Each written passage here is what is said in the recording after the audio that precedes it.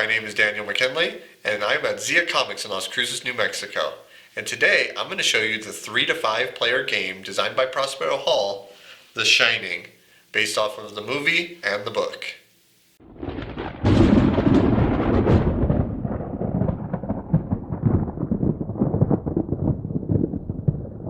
To set up the game Shining, you'll want 3 to 5 players. They will each take a pawn of their chosen color. Then give each player 3 health tokens. Take out a certain number of willpower tokens based on the number of players, and shuffle both the events deck and the Shining deck separately. Next, populate the board with a number of tokens based on the number of players. In this example, 3 players will not need that token, so I'll use that as a different example. And you would fill the board until all the spaces are specified. Finally, from the shuffled Shining deck, you're going to give each player 2 cards. They are allowed to look at the backs of the cards because it will give them an idea for what kind of a threat that they will need to be encountering at the end of the round. For example, these cards are numbered anywhere from 1 to 5. This is designated by the back here, whereas this card will be ranked from 2 to 4. The total that it shows on the other side will be secret until the end of the round. At the beginning of the round, one player is chosen as the first player, and that player draws an event card and reads it aloud for all other players. In this example, room 237 may not be entered this round. So that means that room 237 up here cannot be entered. The player sets it right here, making note of what color the top of the card is. It is repeated for dramatic effect to make it look like the writing on the script in the movie, but don't let that deceive you. It is just the one time. You don't follow it multiple times. Then on a player's turn, you must move to at least an adjacent spot. So I might take my pawn and move to the gold room or the Colorado room.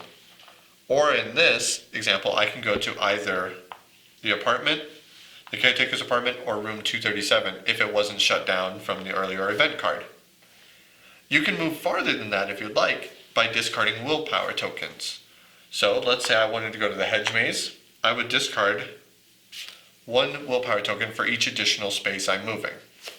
This is a timer in the game because when these run out, attacks do more damage. We'll talk about that a little bit later on.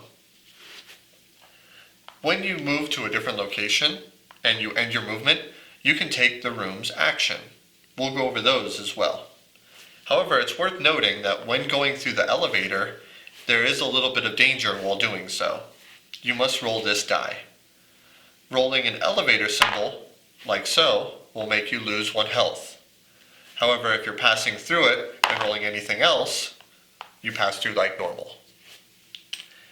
The game is fully cooperative, meaning that if one player ends up losing all of their health tokens, the game is over for everybody and you've all lost as a group. That is one of the many ways that you can receive damage during the game. Now let's talk about the room's actions and what you're going to need these tokens for. Starting with the kitchen over here, you take 1 token and then you may move another player to an adjacent spot.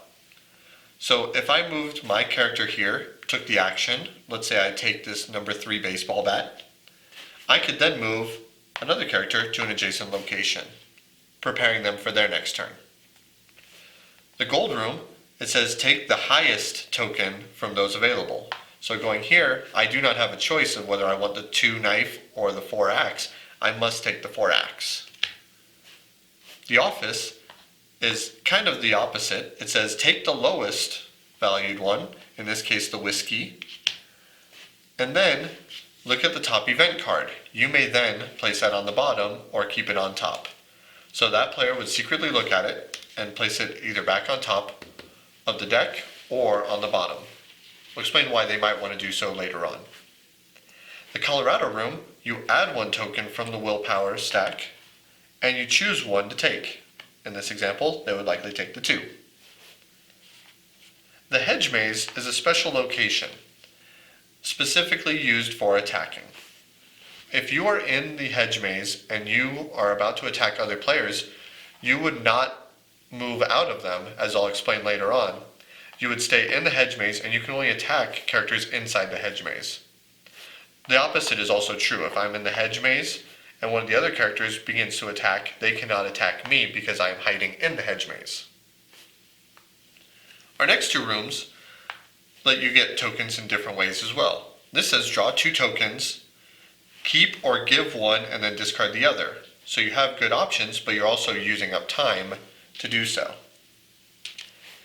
And then finally, room 237, you draw 2 tokens, and you may keep any that show a weapon. So in this example, I drew a knife and a bat. That would have been very useful. So I'll draw those, and then the rest get returned to the pile. After all players have taken a turn, you then draw another event card and follow the instructions. Then, using up the same round, or the same turns for that round, this says the stairs may not be used this round, so you cannot go through here. You must use the elevator if you want to change levels. On the round, where 2 cards have the same color, that will be the final round for this month. In this example, I drew a purple, then a green. So the third round, when I draw my second green, this will be the last round. So we have taken collectively 3 rounds. Then at the end of the round, you flip over your cards. This right here, I have a 3 and a 2, a total of 5. I would have to have a total of 5 tokens, or 5 value worth of tokens, to defeat this. At least that much or higher.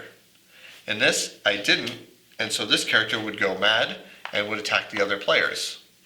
Whereas in this example, they likely would have defeated it. It's a 2 and a 1. Well, they have a 4 with the axe alone, so they would have defeated it. But I haven't told you what whiskey counts as. Whiskey always counts as 1 point for every whiskey token you have. So in this example, I have 2 of them, so each one of these is worth 2 points for a total of 4. If I only had 1, it would only be worth 1 point, but if I had 3, it would be worth a total of 9, and so on and so forth. And then finally, the last player would reveal theirs, and this is a value of 6, which they have defeated. All the tokens that were used are discarded, and then a new round would begin by moving the next month. But now let's talk about attacking other players. In this example, this player would have attacked the other ones, or one of the others. They go towards the closest other adjacent one, ignoring any that are in the hedge maze, and then they roll dice. This dice will matter because if you roll a blood spot, that is one point of damage that is done to that player if you roll this blood spot. Also, if you have any weapons, in this case I have a bat, if you rolled it and it landed on the weapon you have, then you also deal a point of damage for each weapon you roll. Finally, you do an additional damage if the willpower token supply is depleted. That's the end of the round. The first player marker would pass to the next player, and you continue for 4 rounds. As long as everyone survives to the end of 4 rounds, or 5 rounds if you're playing a difficult game, then you have all won the Shining. There is also a variant option where you can play with a possible traitor. I'll let you discover those on your own. But that, in a nutshell, is how you play The Shining. As you can see, The Shining, it's not exactly a family-friendly game, but it's simple enough that fans of the movie and the book will have an easy time getting to learn how to play it and have a fun time being immersed in the experience. So, if you would like to try The Shining firsthand, come by Zia Comics in Las Cruces, New Mexico, where you can try The Shining. Get nerdy with me. Tell me what game that you get on. Is it card or read? What kind of class do you play, girl? In an RPG.